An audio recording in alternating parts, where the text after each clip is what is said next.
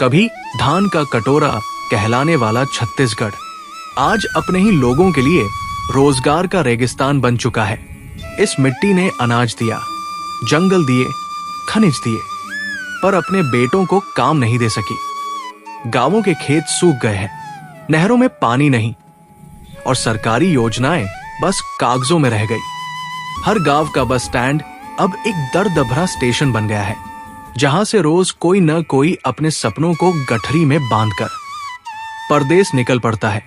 वो छत्तीसगढ़िया जो कभी अपने खेतों में हल चलाता था, अब महाराष्ट्र की ईंट भट्टियों में पसीना बहा रहा है, दिल्ली की सड़कों पर सीमेंट ढो रहा है, या किसी होटल में बर्तन मांज रहा है। उसके हाथों में छाले हैं और आंखों में घर की याद। हर मजदूर के पास एक ही कहानी है, माई मैं ठीक हूं। पर हकीकत यह है कि वो टूटा हुआ है, थका हुआ है और अपने ही राज्य से निराश है। परदेश की भीड़ में वो अकेला है। ना वहां कोई तीज है, ना त्योहार, ना घर की खुशबू, ना मिट्टी की महक। वो सिर्फ इंतजार करता है उस दिन का जब कुछ पैसे बचाकर वो घर लौट सके। गांव में उसकी बूढ़ी माँ हर शाम दिया जलाती है, सोचती है कि बेटा आ जाएगा, पर हर बार दीपक की लौ कांपती है और उम्मीद बुझ जाती है। वो आसमान की ओर देखती है और कहती है, कब आवव बेटा। परदेश के माई कभू न बने। सरकारी अफसरों की फाइलों में रोजगार योजनाएं घूमती रहती है, पर धरातल पर कुछ नहीं पहुंचता। नौजवानों के हाथ खाली है, दिल में गुस्सा और आंखों में उम्मीद की चिंगारी है।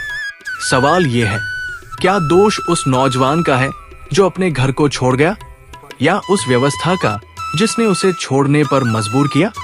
हर साल हजारों छत्तीसगढ़िया युवाओं का यही हाल होता है। कोई ट्रेन पकड़ता है, कोई बस, और कोई पैदल निकल पड़ता है उस दिशा में जहां शायद उसे रोज की रोटी मिल जाए। वो लौटना चाहता है, पर लौटकर करेगा क्या? खेतों में फसल नहीं, कारखाने बंद है, सरकारी दफ्तरों में कोई सुनने वाला नहीं। छत्तीसगढ़ की धरती लहलहा सकती है, बस उसे संभालने वाले हाथ चाहिए। कभी इन खेतों में नाचगान की गूंज थी, अब सिर्फ सन्नाटा है। पहले जहां तीज त्योहार पर गीत गूंजते थे, आज वहां से बस रेलगाड़ी की सीटी सुनाई देती है। परदेश में रहकर भी हर छत्तीसगढ़िया अपने दिल में उसी मिट्टी की महक लिए चलता है। वो शहरों की ऊंची इमारतों में काम करता है, पर उसके सपने अब भी कच्चे घरों से जुड़े हैं।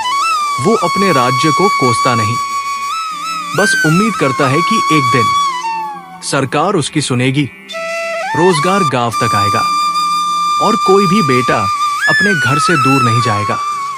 अब वक्त है कि छत्तीसगढ़ फिर से जागे, अपने युवाओं को रोजगार दे, अपनी मिट्टी से मोहब्बत करना सिखाए। क्योंकि अगर ये धरती अपने बेटों को रोक न सकी, तो आने वाली पीढ़ियां सिर्फ नाम से छत्तीसगढ़िया रह जाएंगी, दिल से नहीं। छत्तीसगढ़िया होगे परदेशिया। अब लौट आओ, माँ की माटी अब भी तुम्हारा इंतजार कर रही है।